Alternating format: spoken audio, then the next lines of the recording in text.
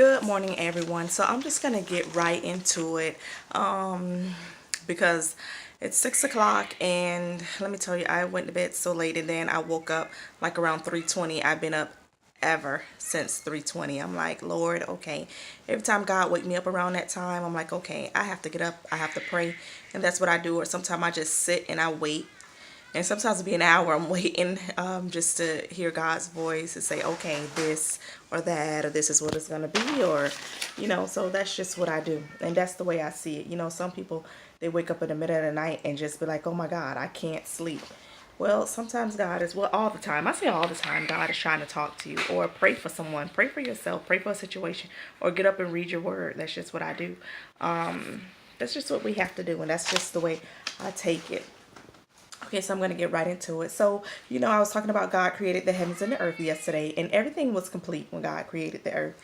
And on the seventh day, God rested.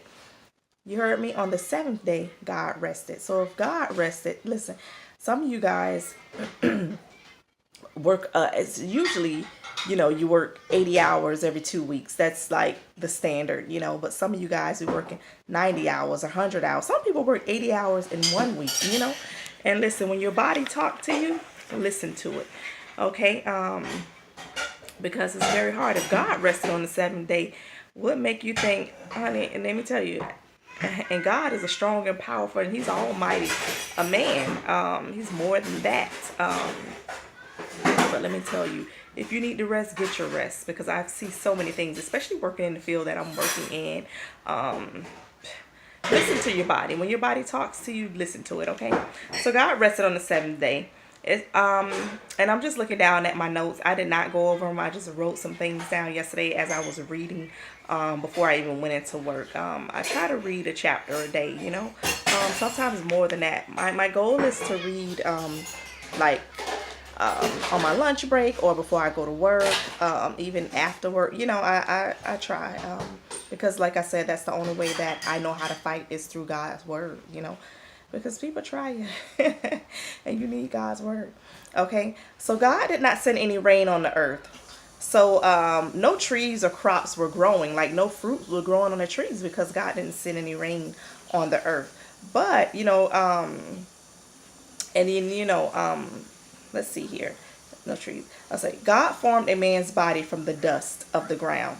Y'all want to know how we were made? God formed us. He made us out of dust, from the ground. And he breathed life into the breath. He breathed breath of life into man. Okay? And the man became a living person.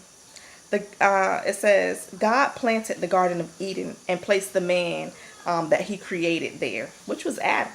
Okay, God planted all sorts of beautiful trees. He planted trees with fruits on them, just all kind of trees God created.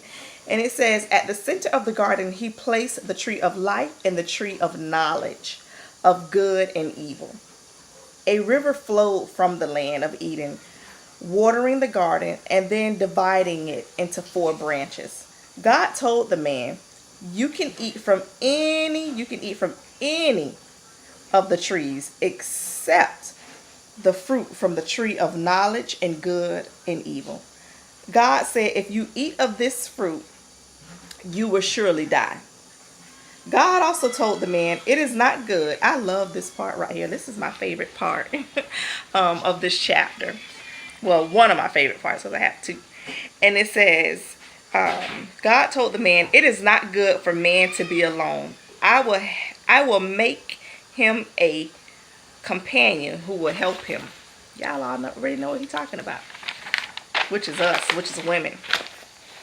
It says God made 2 of everything. He made 2 of everything because he said, I have to make 2 of everything. I got to make a female. I got to make a male bird. I got to make a female giraffe. I got to make a male giraffe. I got to make a female otter. I got to make a male otter. And since I'm creating a man, I have to make 2 of everything so we could procreate. So we can have more animals in the land, more people in the land. Okay. It says, God said still there is no companion suitable for him. So he's saying, okay, well, gosh, Lee, I have the birds on the land, I have the birds in the sea, but Adam is all by himself. None of these animals are suitable for him. So the Lord had caused Adam to fall in a deep sleep. He took one of Adam's ribs. I love this. Let me tell you, try to take a man's rib off his plate if you want to. That's one of the worst things you can do. So God made Adam fall in a deep sleep, and he took one of Adam's ribs and made a woman from the rib and brought her to Adam. Let me tell you something. God is so awesome. God is so awesome. And people were like, oh my God, that's so weird. He made Adam from dust, from the ground. He made a woman from Adam's rib. Listen, we can't fathom how God thinks. We can't. We learn in church, we don't know everything. We see some things in parts. We know some things in parts. We don't know everything. And don't try to question it. Don't try to question it.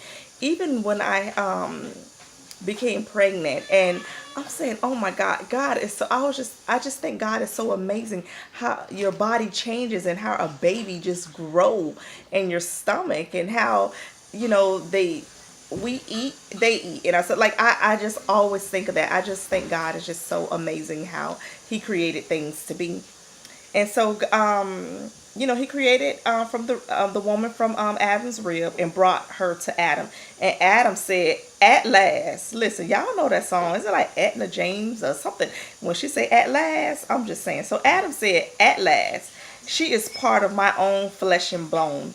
She will be called woman." Listen, we are the best thing.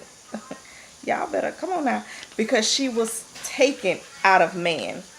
This explains why a man leave his father. Y'all listening?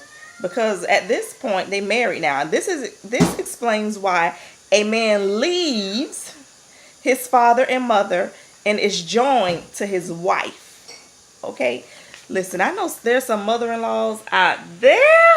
Jesus. You never hear, oh my God, I don't like my father-in-law. Or, oh my goodness, my father-in-law is just, you never hear that. It's usually, that mother-in-law. Let me tell you, some of them just can't let their son go. And I'm not trying to say you can't have a great relationship with your son. No, I'm not saying that, because I do anything for my parents, in spite of what.